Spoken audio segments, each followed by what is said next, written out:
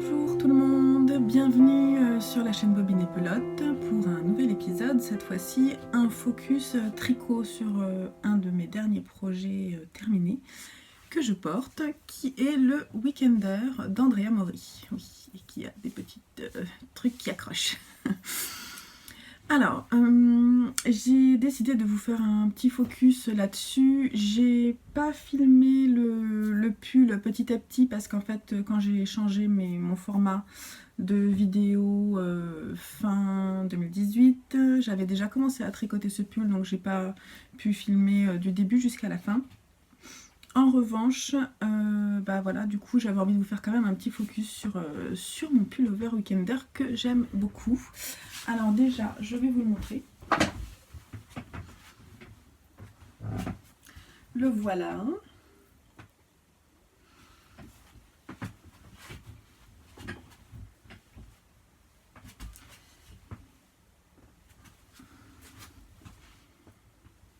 Alors selon la lumière, il apparaît très rouge, très vif.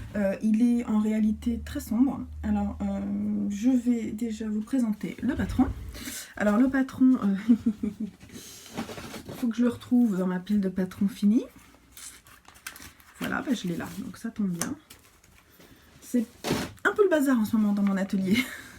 Donc du coup, faudrait que je trie, je suis en plein tri de mes patrons et en fait j'ai presque terminé et ensuite je voudrais vous faire une vidéo dédiée parce que bah, j'ai fait un boulot de fou là-dessus pour savoir précisément ce que j'ai en stock et pouvoir y accéder rapidement.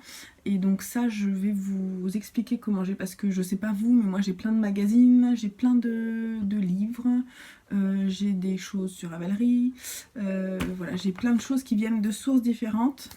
Et j'ai voulu en fait compiler tout ça de façon numérique, notamment sur Google Drive. Et j'aimerais vous montrer comment j'ai fait. Ça vous donnera peut-être une idée pour classer vos patrons et pouvoir connaître l'intégralité et disposer rapidement de l'intégralité de vos patrons et ne pas en oublier certains que vous pourriez apprécier dans un coin. Voilà, ce qui peut m'arriver moi, donc je trouve ça dommage. Donc revenons au Weekender. Le Weekender, c'est ce pull boxy d'Andrea Mori. Un patron qui est en anglais, qui n'est qu'en anglais, je crois, si je dis pas de bêtises, à moins qu'il ait été traduit depuis. En tout cas, quand j'ai regardé, quand j'ai commencé à faire le patron en novembre, il n'était pas en français. Mais peut-être quelqu'un l'a traduit, je ne sais pas. Je le traduirai pas moi. Parce que c'est du boulot et que bon, j'ai pas. Au début, je me suis dit que j'allais le faire parce que je l'ai tricoté, je le tricote. Enfin, je l'ai tricoté et d'autres personnes de mes collègues le tricotent en même temps que moi. Et donc je me suis dit je vais leur traduire, mais en fait c'est un boulot de fou et moi j'ai plein de trucs à faire à côté. Je manque un peu de temps pour faire ça en fait. Donc je le ferai pas. Alors c'est un patron payant qui est à 7,52 €. Voilà. Certains pourront dire des patrons d'Andrea Mori qui sont chers. Moi je trouve que non, enfin, ça ne me pose pas de problème de lui donner 7,52 € pour un patron de cette qualité. Donc voilà, c'est mon point de vue. Tout travail mérite salaire.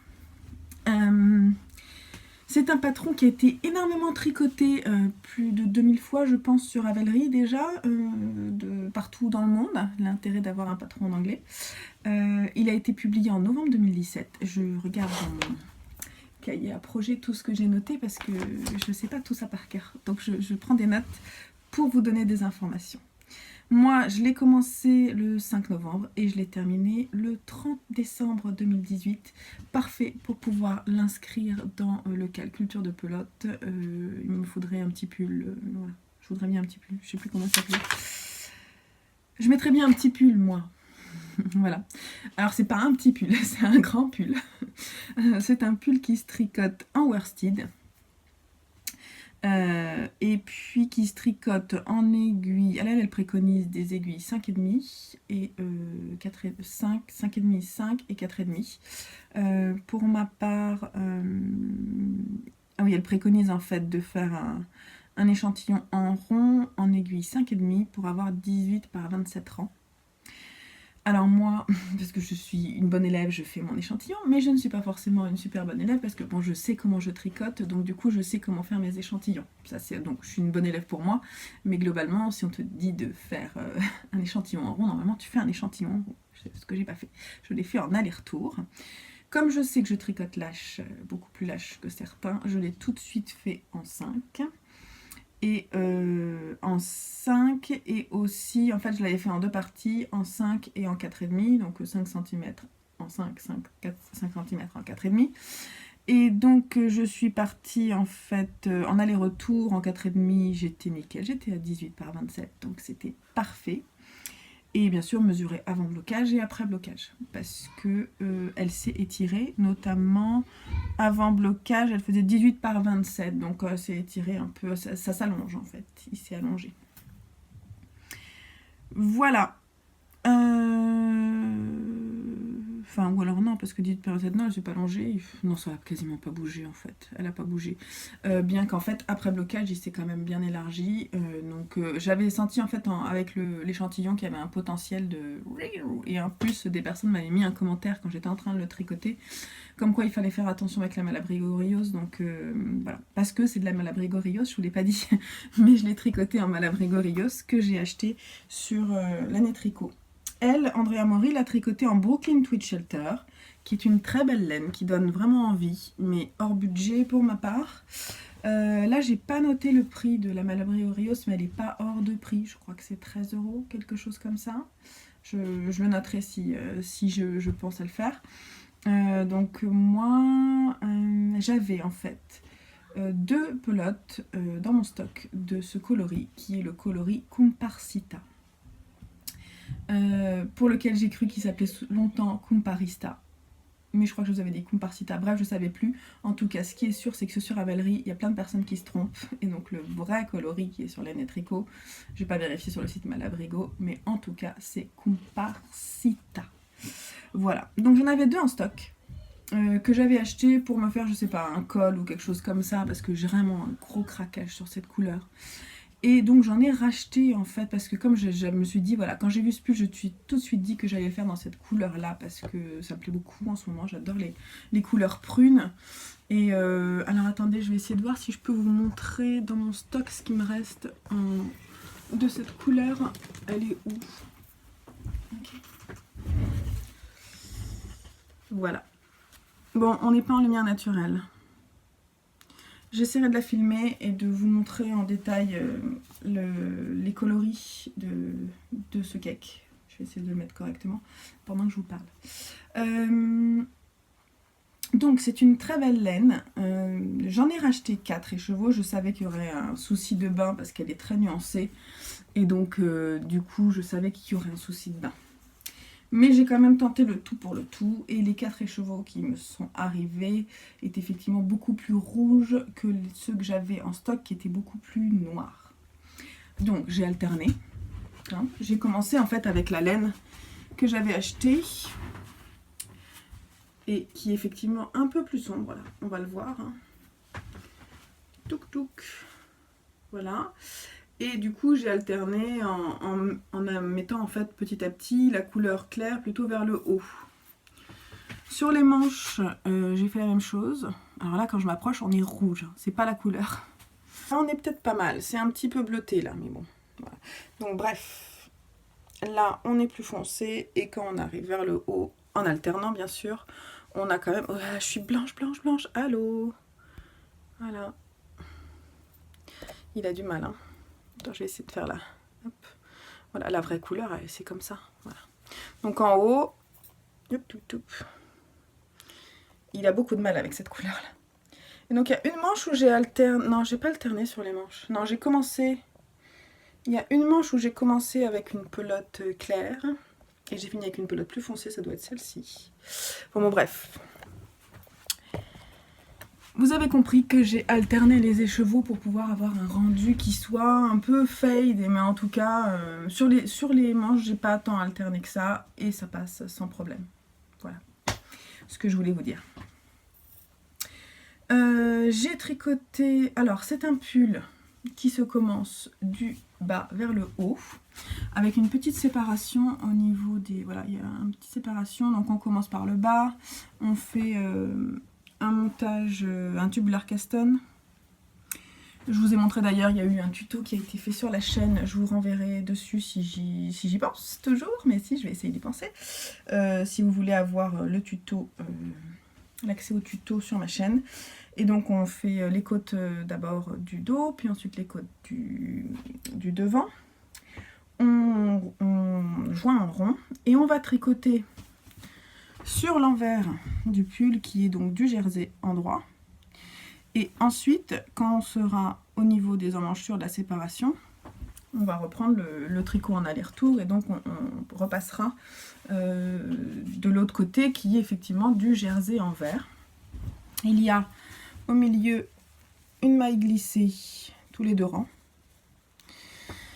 qui fait ce petit détail qui est vraiment super, super féminin. Voilà.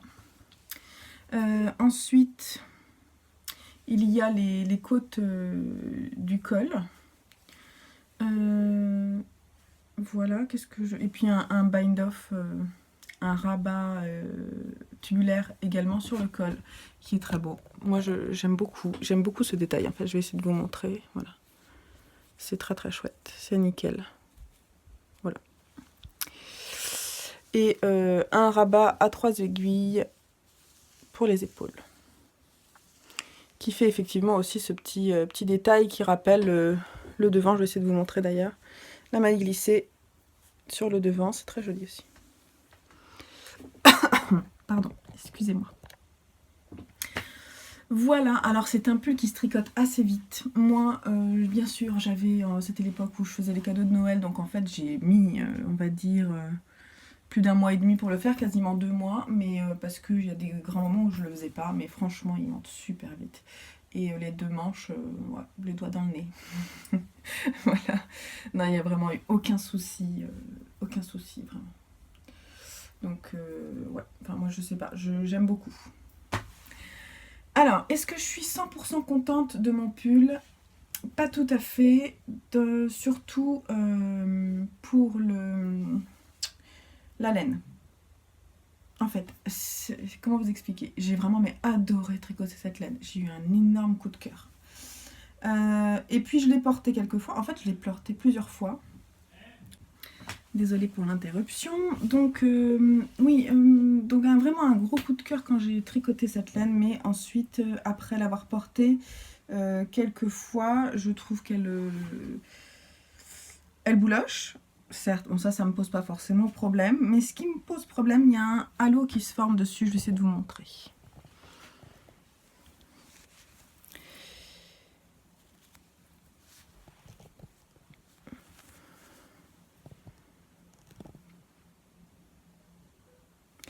Donc je me dis que je vais le laisser boulocher. C'est ce que je me dis, je vais le laisser boulocher et puis on va dire dans 1 mois, je vais le raser correctement et je vais voir si ça s'arrange. Parce que franchement, ouais, il fait une sorte de halo, je trouve que ça fait un peu cracra. C'est très étonnant. Alors je l'ai porté pas mal de fois déjà. Ouais, enfin ça fait un petit halo. Vous voyez ce que je veux dire? Oui. Voilà. Là. Ouais, ça va boulocher, hein. Et alors, c'est marrant parce que c'est un halo presque clair. Vous voyez, les bouloches, elles sont claires. C'est bizarre. Bon, bah sinon, non, mais sinon, la laine, elle est super belle. Après, je vous ferai peut-être un retour après l'avoir utilisé pendant tout l'hiver, quoi. En fait, c'est ça. Donc, bon, bah sinon, je suis très contente à part ça. Franchement, et puis alors, qu'est-ce qu'il est agréable à porter. Franchement, il est super agréable à porter. Je le referai certainement parce que c'est vraiment le pull qui se tricote vite et voilà. Et puis mes collègues, elles l'ont bientôt terminé. Enfin, j'ai une de mes collègues qui l'a commencé en fait en coton et ça n'a pas fonctionné. Le rendu c'était pas joli, donc elle l'a abandonné. Et une autre collègue qui le tricote en fil d'art, je crois. Et il est sympa, donc j'essaierai de vous mettre une photo à un moment où elle aura terminé parce qu'elle va bientôt le reprendre. Et on fera une photo toutes les deux de nos week-enders. Voilà. Bah, je vous le conseille, hein, si je le conseille pour les débutants. Ouais, enfin, oui, franchement, pourquoi pas pour un premier pull. Après, il faut vous aider des tutos vidéo qui peuvent exister justement sur tout ce qui est finition. Mais franchement, il suffit de suivre les tutos, il n'y a rien de compliqué. Il faut savoir faire des jetés. Voilà. Un montage de mailles, glisser des mailles. Voilà, rien particulier. J'ai pas le souvenir qu'il y ait des rangs raccourcis. Non, il n'y a pas de rangs raccourcis.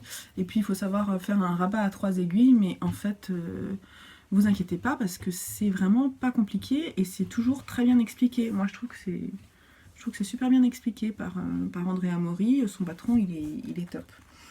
Donc, allez-y, foncez, réalisez le Weekender et venez me dire si ça vous a plu. Moi, je trouve qu'il va parfaitement avec mes nouvelles boucles d'oreilles qui m'ont été offertes à Noël par ma belle-sœur, genre inspiration Art Nouveau. Moi qui adore mes boucles d'oreilles, j'ai presque envie de vous parler de chacune de mes paires à chaque fois que... Voilà. J'aurais presque envie même de tricoter des pulls pour aller avec mes boucles d'oreilles. Oui, elle est un peu toc-toc. Bah oui, j'adore les boucles d'oreilles, je trouve que c'est le bijou féminin par excellence, j'adore ça, voilà. Bon, et ben je vous embrasse, je vous dis à très vite et si vous avez des questions, n'hésitez pas à me les poser en dessous, à me joindre sur Ravelry, sur mon groupe Ravelry, par message, sur Instagram, je suis un peu partout, voilà. Je suis là pour vous aider si vous avez des doutes. Et puis n'hésitez pas à laisser un commentaire, n'hésitez pas à vous abonner également pour être au courant des nouvelles vidéos qui vont sortir parce que prochainement j'ai un emploi du temps vidéo assez chargé mais ça me fait vraiment plaisir de venir vous voir plus souvent. Donc à très vite et puis je vous embrasse. Bye bye, bon tricot!